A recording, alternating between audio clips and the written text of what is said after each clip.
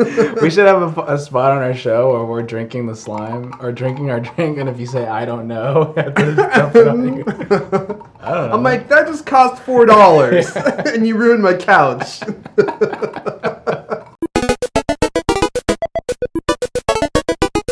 Hello, friends. Welcome to User Friendly, the show where we talk about tech and stuff. My name is Roberto, and I am the founder of throwboy.com, and I'm here with my friend Erfan Elijah, and I write for cultamac.com. Excuse me, and I'm the founder of MikeTees.com. Let's talk tech and stuff. Yeah. That's my old podcast. Okay, right. Where I said we talk tech and stuff. Well, today we're kind of talking tech. Yeah, man. We have a pretty, I don't know, I think it's a very centric show today. It is, yeah. Usually we have like a big smorgasbord of tech and pop culture. Yeah, it's true. Today, it's pretty game oriented, so if you don't like games, off. No, you should just keep watching it. By the end, you will like games. Yeah, on. We have a lot of great game topics to talk about today. Yep. Got a movie. We even have a movie about games. Mm-hmm. So let's let's get started. First of all, how are you? It's been a while. It's been a very long time. Since last week. Sometimes I'll like text him to remind him about stuff, and I feel like after I text him, like, shit, I'm kind of like nagging him, aren't I? Oh, it doesn't bother me. But then I'm like, wait, it feels like a really long time since the last time we've seen each other and did the show, you know? So that's my justification for like being like, watch the stupid movie. Yeah. Well, no, I'm glad you do because which movie was it? It was These Amazing Shadows, the one we reviewed many episodes ago. Yeah. And you texted me and you're like, did you watch it? And I had absolutely no idea what you were even talking about. I was like, watch what? Like, and then you're like, These Amazing Shadows, and I was like, oh, right. And then I did watch it. Yeah. But now I'm pretty good. I'm like that too personally. Like people really have to like, dude, watch it, because I'm so set in my like Netflix, you know, that I don't want to like get out of what I've already seen 100 times.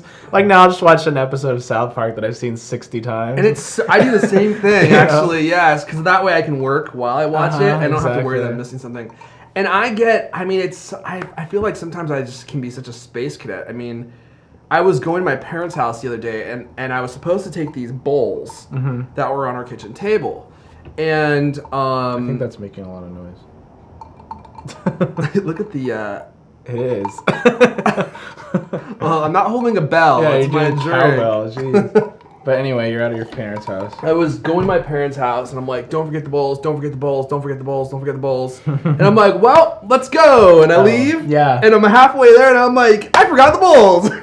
I do the same exact thing. I'll like plan an entire trip to like Target to return something and not bring the stupid thing I needed to return. Man. Like all the time. Yeah, that happens to me too. And the other day I went to the grocery store, and I was making a soup here, a very delicious soup, and I needed like 3 ingredients, and I'm like, okay, I need to go to the grocery store and get them real fast. And I'm like, don't forget what they are, don't forget what they are, don't forget what they are. And I get there, and I can only remember 2 of them, and I had no idea what the third one was. And you know, like when you forget, I wasn't even sure if there was a third one. I was like, but I always get this feeling like I'm forgetting something. So I'm like, I'm gonna walk around this grocery store. If I'm here for an hour, I'm not leaving until I remember what it is. And it took me 30 minutes, and I remembered. Oh, good for you. And I bought it. Came home and made my soup. But anyway. See, we're doing it right now. We're doing it right now. Anyway, so you just got an Xbox. Yes, topic 1. I got an Xbox, which everyone knows. Yep. And yeah, you wanted to ask me about how it's going, right? Well, first, I want to caveat the discussion with the reason I thought it was so fun that you got an Xbox is because, as some of you may know, I use the Xbox every day. Right. I play Modern Warfare 3 a lot. There's a lot of other games that I play. I also use it for like Netflix and all this other stuff. Mm-hmm. And you being a man with vintage tastes, we would always kind of poke fun that the last video game system Roberto played was an Atari 1000 or something, which probably is not far from the truth. And I never 2600. I never thought that you would actually get one. And Really? me and my other friend Aaron would always talk about it, about how Roberto would never get an Xbox. I And then one day you did. I probably missed so many like conversations. Oh, you did. And many laughed. On So when Xbox you told Live. me you were getting one, I was like, whoa, you're getting an Xbox. Like, that's cool because we have a lot of conversations on Xbox Live while we're playing games and stuff. Right. So this is a big video game step up for you. What was the last system that you had? I had the original Xbox. Okay, Yeah. so that's a big step up because Right. Xbox at that time had Xbox Live, the online gaming service. Yeah, it was But sort it was- of rolled out, but no one used it. Yeah, no one really used it, and now, I mean, there's not a game that doesn't use Xbox Live. Yeah, I mean, think about it. Back then, Xbox had an 8 gig hard drive, and we were like, "Holy crap, that's Yeah. so big," you know. And then it had Ethernet, and I was like, "Oh my god, my it has gosh. Ethernet on it." But nobody really took advantage of it because Wi-Fi wasn't ubiquitous yet either, you know. Right, and if you even wanted to have Wi-Fi, you had to buy this expensive adapter. Right. So, what have been your first impressions of owning the Xbox? So let me think. Well, I got it home, and because I bought it on Craigslist, I got 2 wireless controllers and the old white one, the old white Xbox, and For $50, right? no, $100. Oh, okay.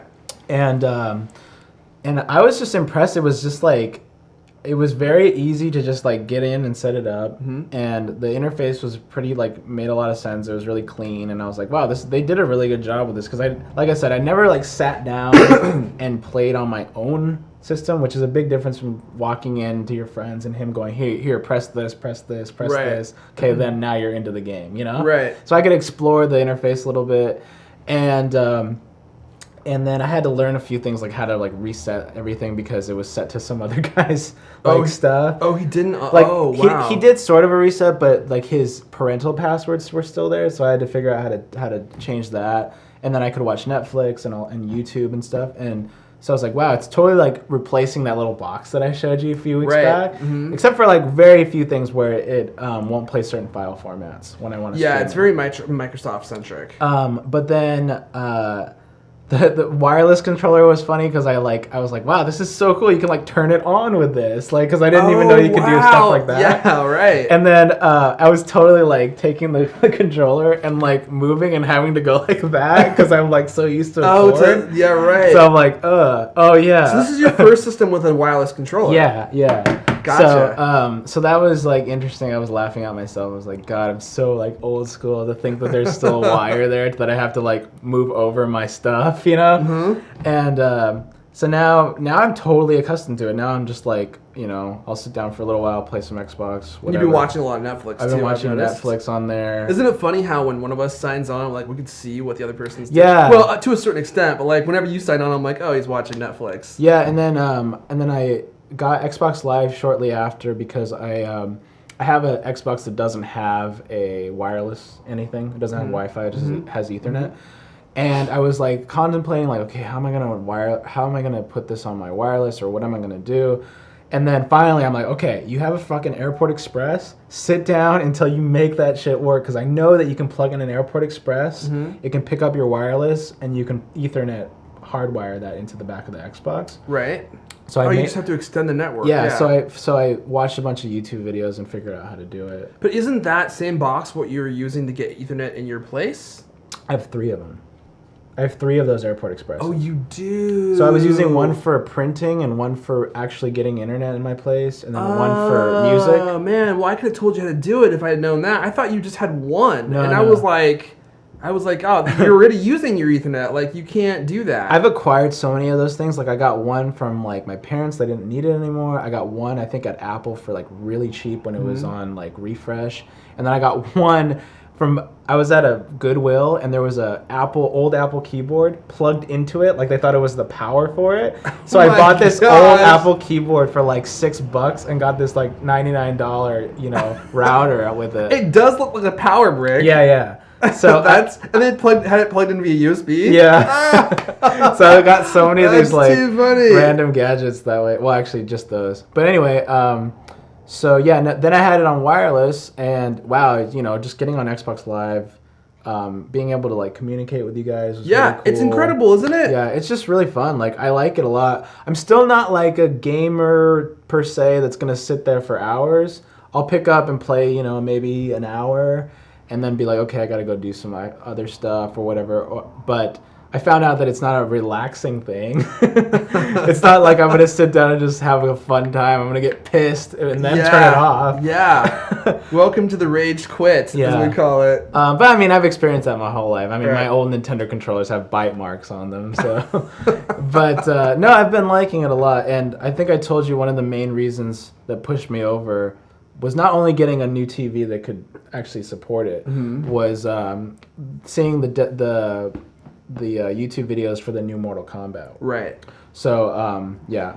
So you were a Mortal Kombat fan, an original Mortal Kombat fan, and I was too, but arguably you were much more of a fan than I was. Because I thought it was fun, and I always liked like Street Fighter. I've always loved fighting games, always. Yeah. And I love Modern Warfare 3, which is an extension of that. Well, we grew up in that era where it was like, you go to like 7-Eleven and play Street Fighter. It was like arcade, like super cool arcade games, and then they'd bring them to the system, and they would never be quite as good, right? Yeah. But people still be like pumped if you had Street Fighter for SNES.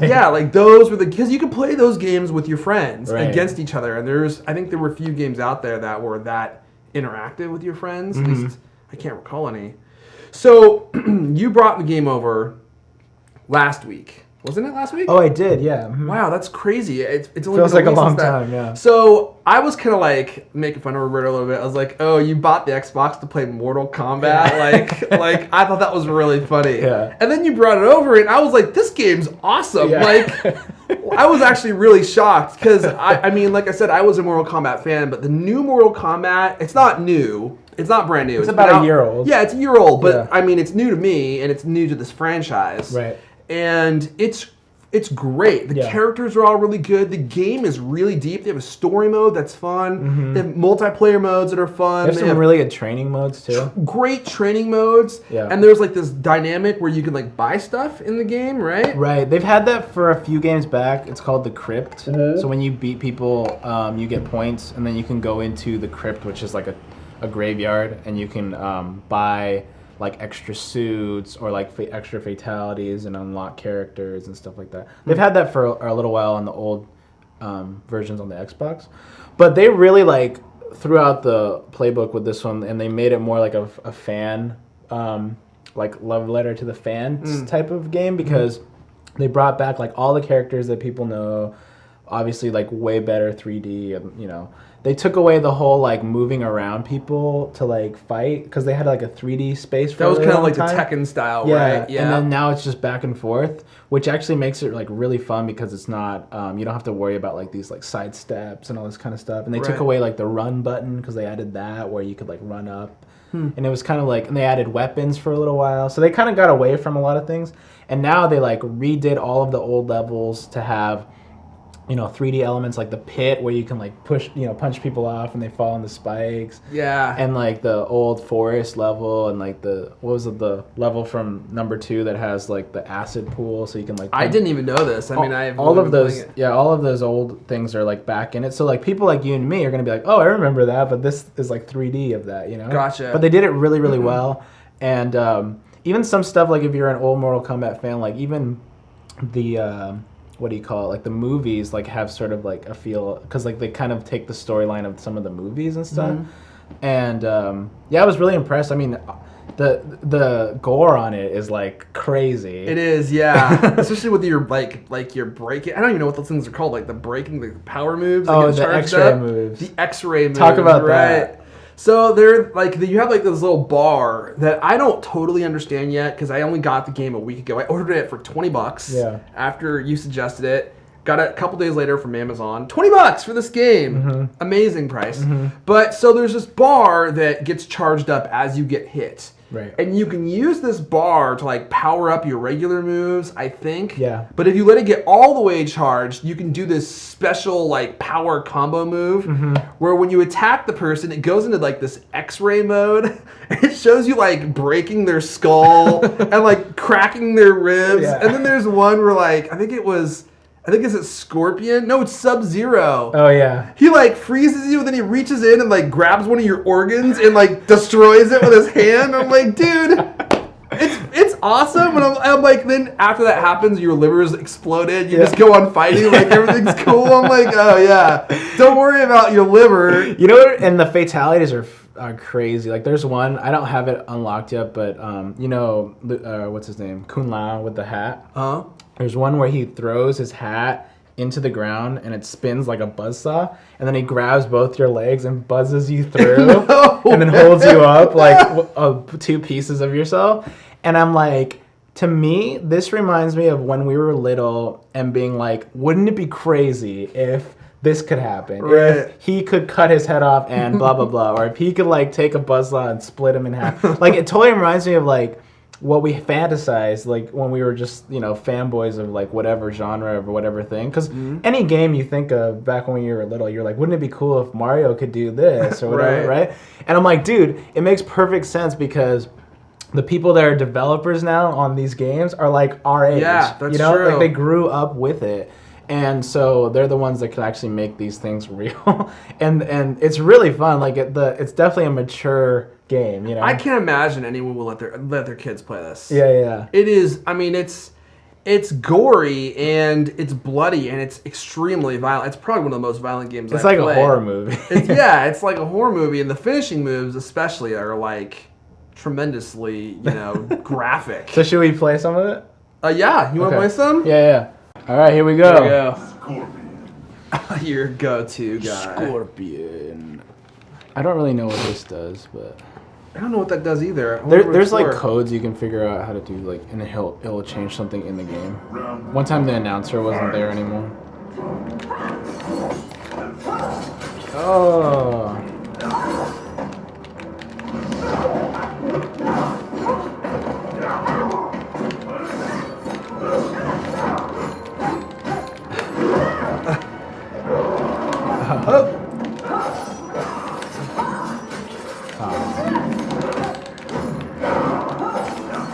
Oh, get over here! Nice. All right, I'm gonna show the. Oh no, you're showing it. There's the X-ray. Dude, that is like death. Don't worry, he'll be able to keep fighting. Yeah, I'll just shake that off. Oh, there you go. Oh, dude, what? I was in the air. Oh, right when I got up.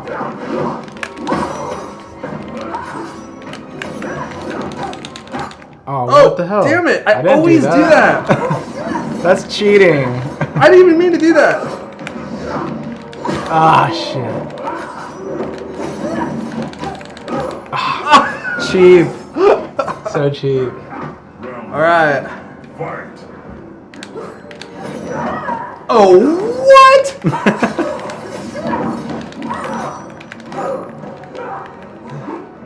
Alright, come here.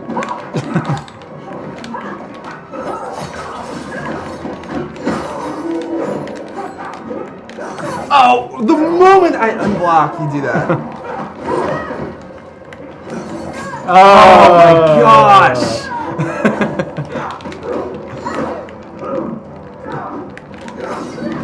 God, I can never do the right move I want to do, so I just sit there like an idiot.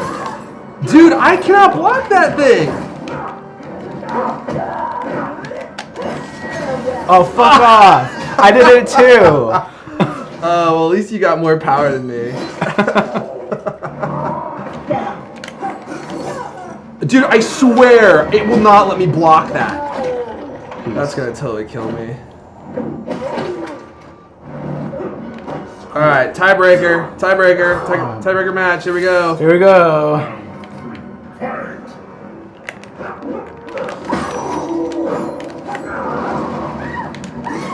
Oh my gosh, I hate that stupid chain.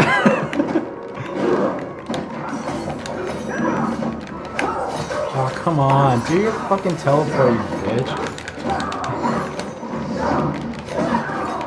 I swear, that's like the worst fucking move.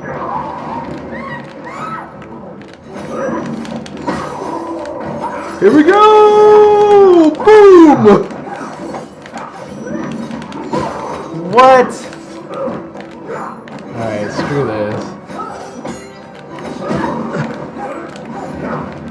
Dude! Alright, finish me. Wait. Come on, you. Ah! I can never do him. I can never do him. That makes it so much less. Oh, look cool. at that, dude! Look how gory that is. All right, we're back. Yeah. All right. So in case you couldn't tell, I won. That last round was brutal. Got warmed up. Let the thumbs fly. The worst is when you're trying to do moves and your freaking dude won't do the moves and you're like, go, go, go, go, go, right? No, the worst is when you're playing like the computer and you're like, I'll be like saying what I'm doing. I'm like, okay, I just blocked and he didn't do shit. I'm like, what the hell? Like, or like the people that can do moves where they, what's wrong? It's crooked, sorry. Oh, the people where they can do moves where they come from the sky. Yeah. And if you have the timing right, you can block that or you can hit them. And I swear, there's been so many times where I've kicked in the air and they just hit me anyway. I'm like, no, I'm That done. happened to me when I was just playing you. I did my special move and you somehow kicked me in the middle of the air. Yeah, did something. I don't know. And I was like, dude, I was doing my special move. I was playing Skylar the other day and she was doing this freaking kick. And I could not block it. I couldn't stop her. And it was just a regular kick. And she would kick me across the entire screen. And finally, she finished me in a round that way. Finished me off totally. And Doing the same move. The same kick over That's and over. the worst. And I can't block, When and it people do literally the would do same nothing. one. So I had to use like that special breaking move just to stop her from doing a kick on me. Yeah. So stupid. I played a little bit of live here and there, and the worst is when people just do the same thing over and over and So over. cheap. Because it's always like the cheap move that's, as far as I know, almost impossible to block, you know? Right. They're usually moves where they teleport in or do something, you know? And you're like, great, I'm just going to get my ass thrown around the screen for It's like not even 5 fun. minutes and then done, right? It's like if for people that want to win that badly, Yeah. it's like the game isn't fun when you do that. Yeah, Who yeah. cares about winning if the game isn't fun?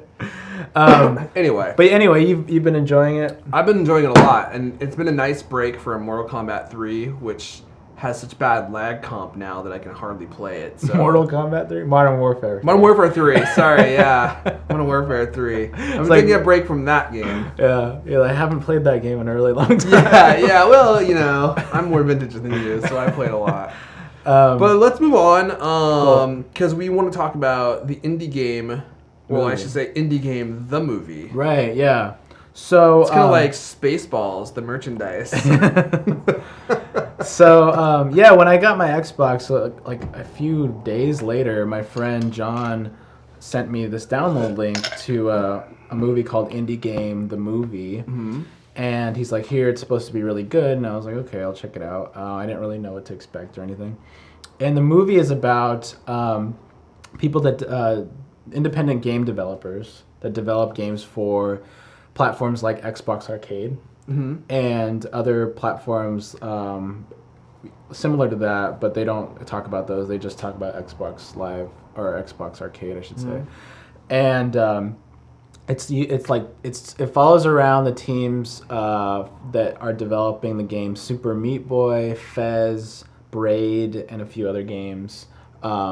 That are basically like two-man operations that are developing these games, or one-man operations that are developing these games that are, if people don't know, downloadable on Xbox Live Arcade, which is like their online arcade, whatever. How would you call it? I mean, it's a game store, right? So Game instead of store, having a yeah. disc, the games are digital. You download them. Yeah, it's like And the they're- App Store. Yeah, it's like the App Store, and they're usually cheaper than normal. Well, they're always a lot cheaper. They're like $5 to $15 each, depending on how big of games they are. So that's what the movie's premise is about, and I found it very interesting. It's very well shot. It follows the people around before like their game even hits the store. So it's interesting to see kind of the road to where it leads to.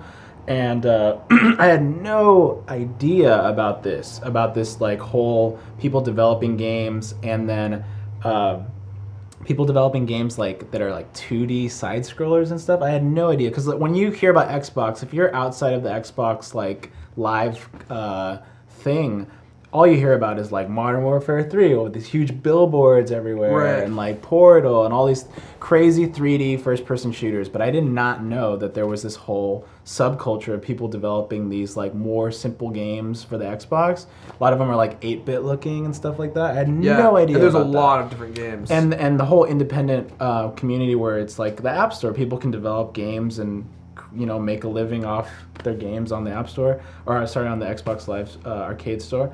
And so that's kind of like the background of it. I just I thought it was really good and really kind of just gave me a big insight to all that stuff. Mm-hmm. But you watched it. What did you think? Well, I really liked it for two reasons. First, it is really well made, and the storytelling is very good. And it basically follows these three sets of developers that are all developing very popular games, and it covers, for two of them at least, their pre-game or their pre-release development, mm-hmm. and then their post-release, life after their games hit it big or don't. Right. And so just in its storytelling, it's just a very good documentary mm-hmm. about what it's like to be an indie game developer, and it's totally different than I had ever imagined. I mean, I don't think I had ever really thought of indie game developers. You just think there's companies making these games, right? Definitely, yeah. And people have insurance and they work 9 to 5. Like, you don't ever imagine that these guys are working 20 hours a day for 3 years and eating like the cheapest food ever and like having like what I mean? They're like startups. Yeah, I mean, it's just incredible. So there's that aspect. It's just a good documentary in general. Mm-hmm. In general. I think the second part about it that I really liked is the fact that I have played at least one of these games, and had played it before I ever saw this movie. Mm-hmm. That was Braid, mm-hmm. and Braid is one of my favorite games. It's an amazing game, and it's fascinating to hear what went into the game development. I mean, because especially for Braid is one of those games that is unique among every other game that's out there. There was nothing else like it when it came out. It was the first of its kind, and it was a very good game as well, which I think is kind of unique, because a lot of times things come out that are special and they maybe not we're not polished. It had great music. Yeah. Like, I actually downloaded the soundtrack. I thought it was so good. That like classical type music. Yeah, mm-hmm. yeah. And so it was just fascinating hearing the angst and effort that went into making these titles. Right. And then seeing the stories develop as they did, and whether these game developers were successful or not, was just really amazing. Mm-hmm. To kind of move more into like talking about the actual movie, mm-hmm. I think it was really fascinating to see how people reacted, at the game developers, how they reacted during the entire development cycle of their games. Like, one guy was obviously very depressed. Mm-hmm. One guy was, married, and he seemed like he had a pretty normal life, mm-hmm. although he was overworked and he was kind of neglecting his relationship with his wife. Mm-hmm. And then there was that other guy those are the two guys making Super Meat Boy. Right. And then there was another guy making Fez. And dude, this guy was just losing it. Yeah, he's like suicidal. Yeah, he's like suicidal. Yeah. And his entire identity was wrapped up in this game, which, not to sound mean, I think is kind of pathetic. Like, I didn't like I don't, and like I said, I don't mean that to be mean. I actually think it's pathetic. Like, it's really sad that everything in his life is tied up in his game, and he was saying things like, if this game does not get finished, I am going to kill myself. Mm-hmm. And he wasn't joking. Mm-hmm. And I was like, that is really sad. Like, mm-hmm. that you have nothing else in your life that's worthwhile. And this game, which is awesome, maybe or maybe not awesome, mm-hmm. Is dictating your outlook on life. Like, that just seems bizarre to me. I mean, if you've heard, like, Steve Jobs has gone through that kind of stuff. I figured this reference was going to come up, yeah. Because, I mean, like, there are people that they don't get emotionally invested in much, but they get emotionally invested in their work, Mm-hmm. And Steve Jobs there's backstories about him, wanting to just, like, quit everything, move away, if this doesn't work, and et cetera, et cetera. And I think that, I don't know, I almost sort of relate to some of that kind of stuff just because I'm super independent myself, but I don't I try to step outside of that a lot of the times because I'm like, no, you need to have a life beyond your work. You know what I mean? I do. And I was just raised that way. Like I wasn't raised to be like so, just like psychotic. Totally, yeah, psychotic is the perfect word. I mean, I definitely understand their perspectives. I mean, it's easy to get pulled into something, and especially when you think it's going to work a certain way and it doesn't, and then you start having to sacrifice in your life to make it work. But on the flip side, I really understand and admire the passion that they're putting into. Because some people just, like you said, work 9 to 5. It doesn't really matter to them. But this is their baby. They're working their asses off to make this work. They're sacrificing like their relationships, their social lives, this kind of stuff.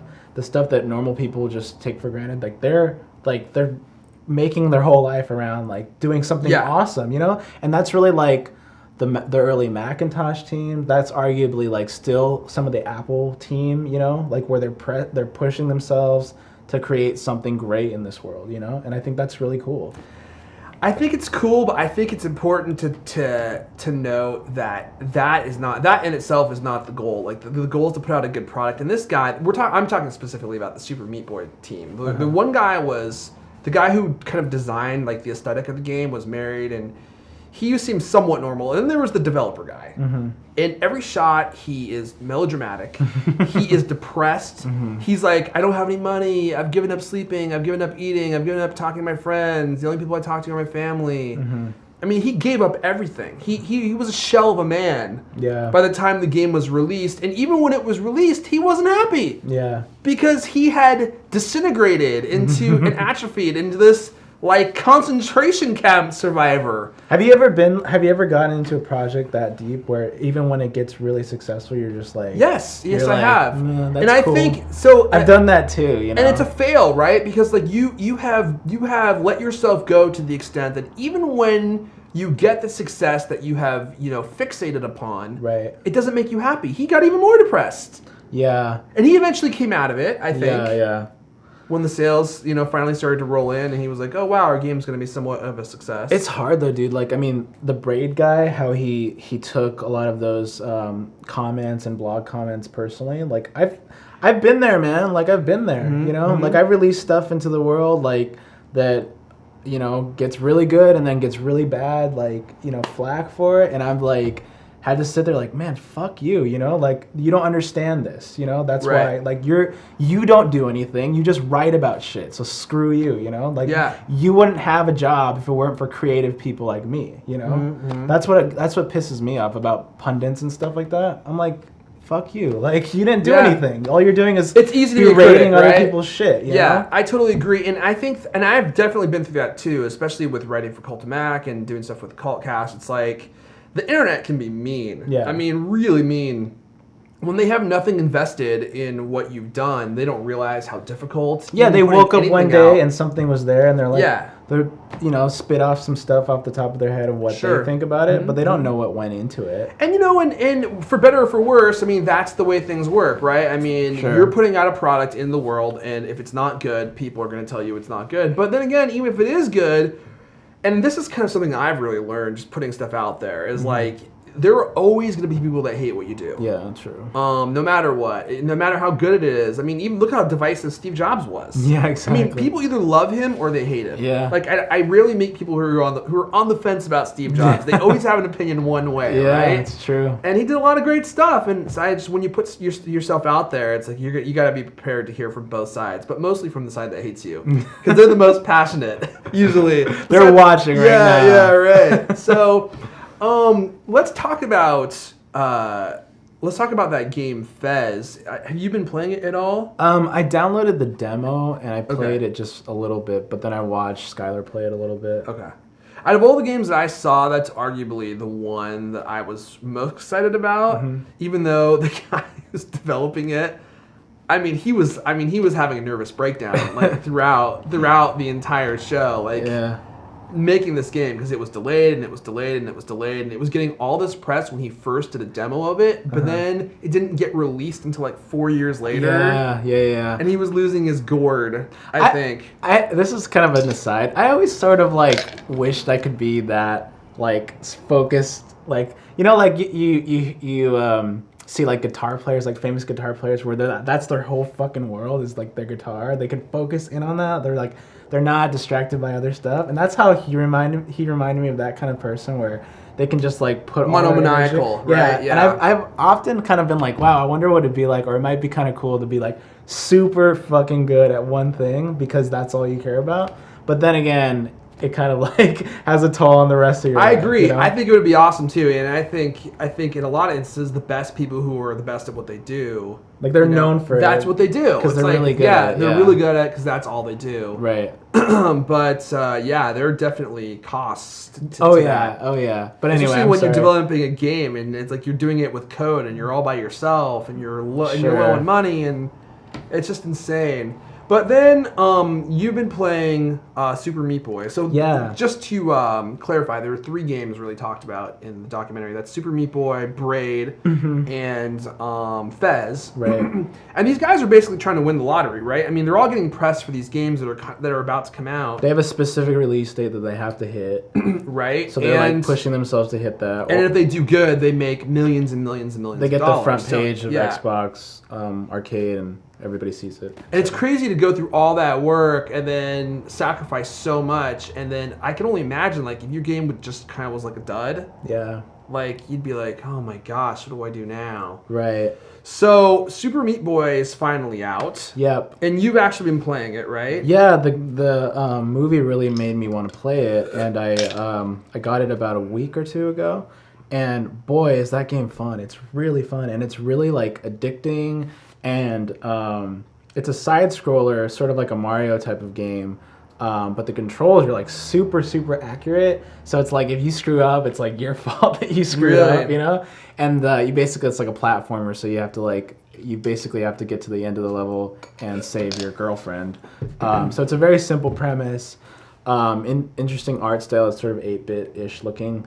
And it has a lot of little fun, like, inside joke type of stuff. Like, they do little homages to old games like Castlevania in it and, like, Mega Man and stuff. So it really speaks to, like, the kid side of me that grew up with games like that, you know? And a lot of those guys are about my age, so it's kind of interesting to see, like, how that kind of culture works itself into somebody developing a game today. And but it's a lot of fun. It's definitely like a game where I'll pick it up and I'm like, that fucking level's impossible, turn it off, and then come back a few days later. It's prized for being difficult. Yeah, but it makes you want to play it more, you know? It makes you want to just be like, okay, I'm going to freaking beat it. But, yeah, so I downloaded it. We can play it if you want. Yeah, you want to... I've actually never played it, so we just downloaded the trial. Why don't we see you play it, then? Okay. All right, here we go. Select. That's the Street Fighter. Remember that? Oh, nice. Insert coin. That's really cool. It's already so much of a kickback. Right. The demo. How many menus is it gonna make me go through? Just go. You're now in it.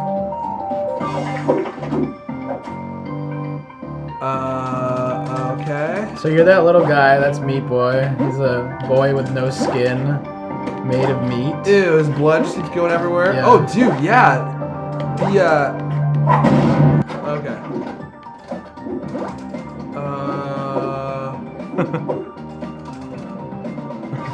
This was in the movie. You should know how to do this. I know I did, but I couldn't hit it at the right time.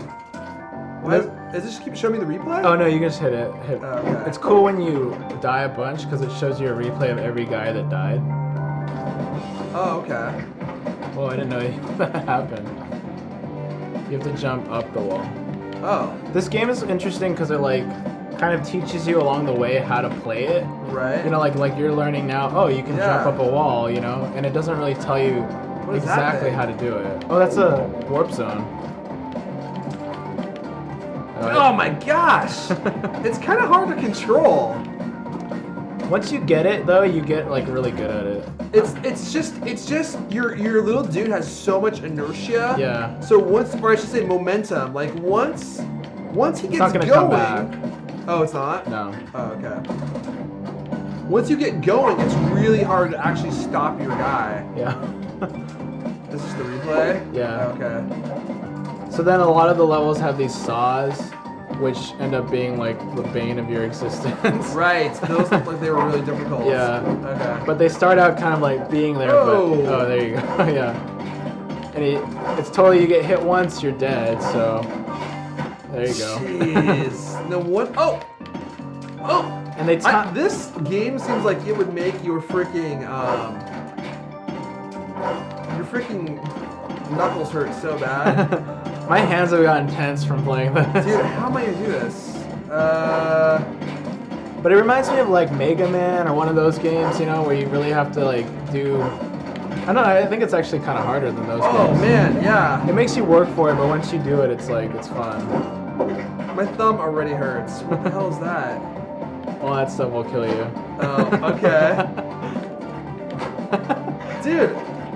That will kill you. Just don't run, just jump.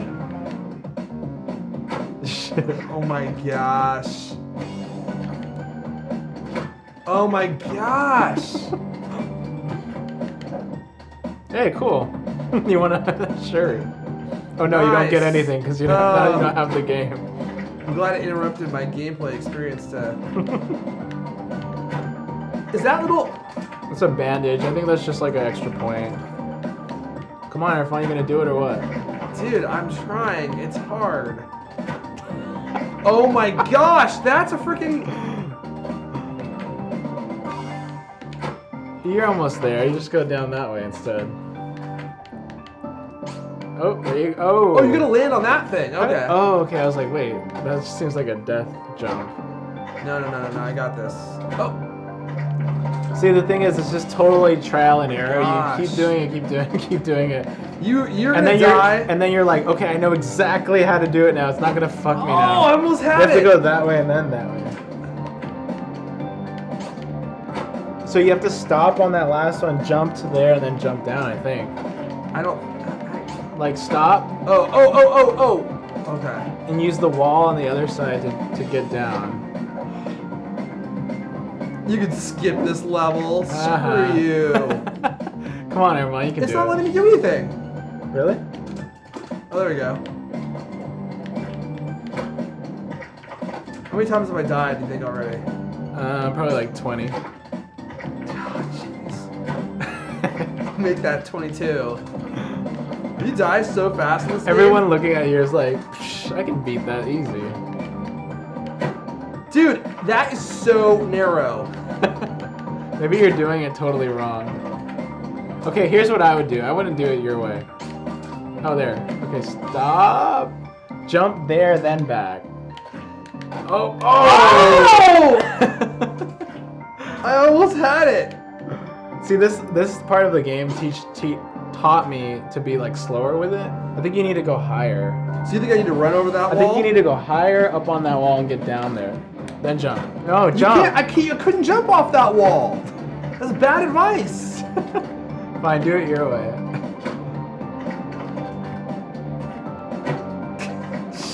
Irfan's perfectly precise on Modern Warfare, but take him back to the old school, and he's an old fool. Nice. Dude, that wasn't cool. I landed on the platform. I'm about to give up so we don't make this show. Oh, I gotta do it for our viewers. We gotta do it. Come on. Okay. Oh shit. Ah! Jesus, Look at that! yeah. Come on. No, what are you doing? What do you mean? I have to land on that last one. I know, but you're like going way too in. That's what she said. You're gonna have to fast forward through all this.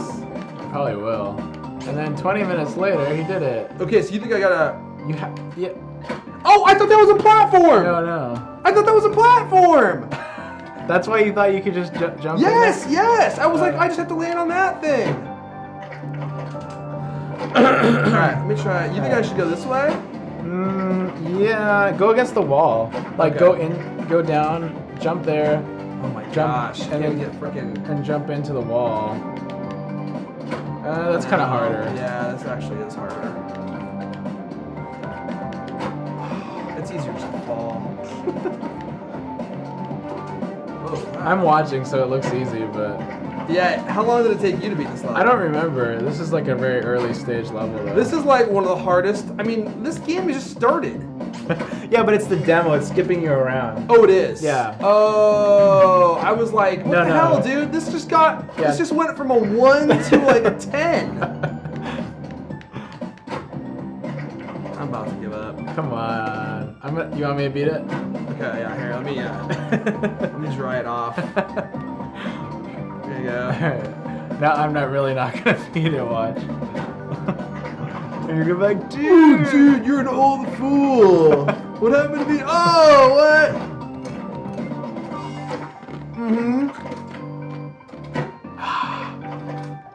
Why is it so hard? Fuck. I don't remember even playing this level, so maybe I haven't gotten there yet. How far in the game are you? I'm like to a whole different world right now. Oh. Jesus, man. Dude, yeah.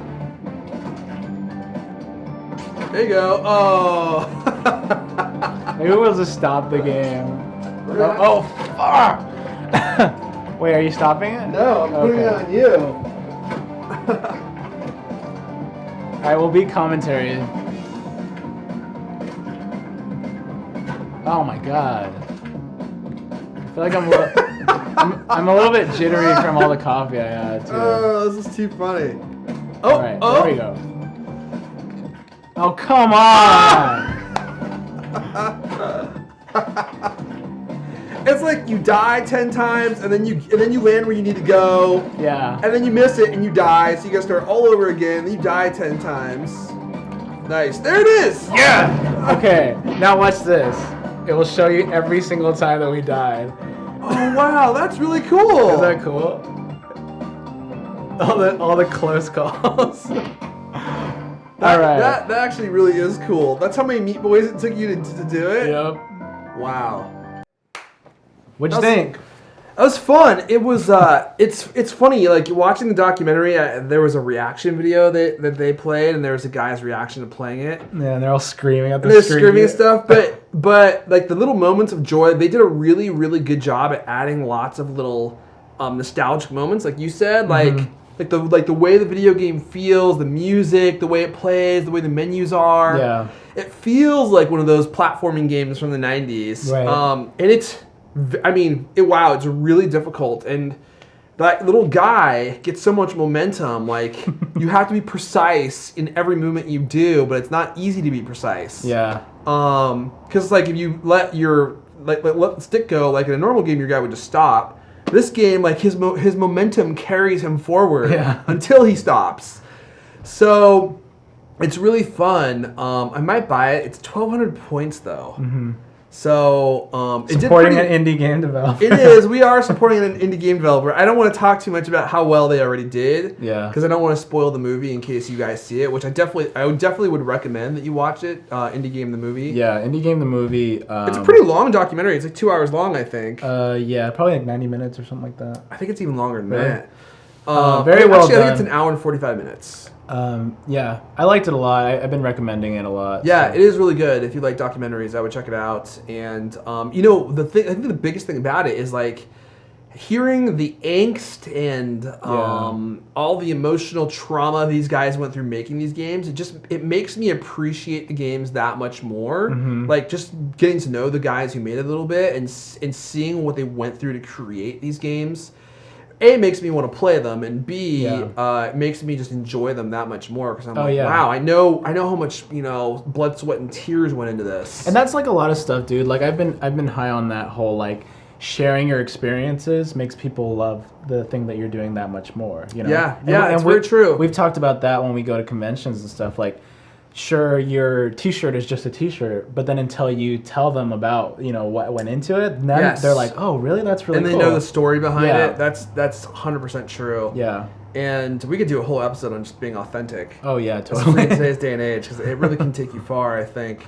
But that's how I would describe the documentary. It's a very authentic look at the lives of independent game developers, specifically for Xbox Live Arcade. And I thought, like I said, when I discovered the whole Xbox Live Arcade, I was like, it's just it's like, wow, what a thrill to be like independent and, you know, be able to like I do that. I have my own independent company, and it's a thrill to be able to like, you know, do this on your own, and people really appreciate what you're doing, and like they're doing it with such a big platform that gives them that platform like on Xbox, and I don't know, just it seems like the excitement of doing that is really, I think that it would be really exciting to be able to reach that many people. And they showed that. Like, one of the guys is like, look at this fan art. Like, dude, this is amazing. Like, I used to draw Mario. That was really cool, you yeah. know? He's like, I was that kid. And, like, now it's like, that's me, you know? It's yeah, like, right. That's super cool. So, we highly suggest you should watch Indie Game the movie. Yeah, check it out. I think the thing I liked about they're describing their games the most is the fact that like people when they make games try to make them polished like the studios do. Right. He's like, but things that are personal are never that polished. They always have flaws. Mm-hmm. And I see that so much in my own work. It's like when it's just me working on something or, you know, for the cult cast or whatever, it's like the stuff isn't perfect. Like, right. And I really try to show when we make mistakes and all that stuff because I think it makes people like it makes them like the stuff more. Like it's just like watching bloopers, right? It's like, oh wow, it's relatable. Yeah, it's very relatable, exactly. Yeah. And I always love that kind of stuff too. So me too. Anyway, hey, yeah, that's it. Cool. We made it through everything. Alrighty, so where can we find you on the internet if we want to know what you're doing outside of the camera? Okay, well, the best place to go is my Twitter, which is where I pretty much broadcast everything, and that's just at Erfon, ERFON on Twitter. How much you pay for that? You know, like $5K. It's working out for you. I got sources.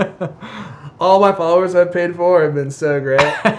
And you can always go to my about.me to see all my different projects. That's just about.me/Erfon. And if you're interested in my tees, MIGHTTEES on Twitter as well, and .com. What about you? You can find my Twitter. It's just my full name, Roberto Hoyos, ROBERTOHOYOS. I have an about.me, same thing, about.me/Roberto Hoyos. And Throwboy for all of your geeky pillow needs, throwboy.com. I need geeky pillows. Where should I go? You have one. That's true. Actually, that's not even mine, and I still have it. Every time I look at that, I think of it. But yeah, and then you guys should subscribe to us on iTunes. We're just user-friendly on iTunes or youtube.com/user-friendly. That's right. Thanks for watching the show, guys. Thank you. See you next time.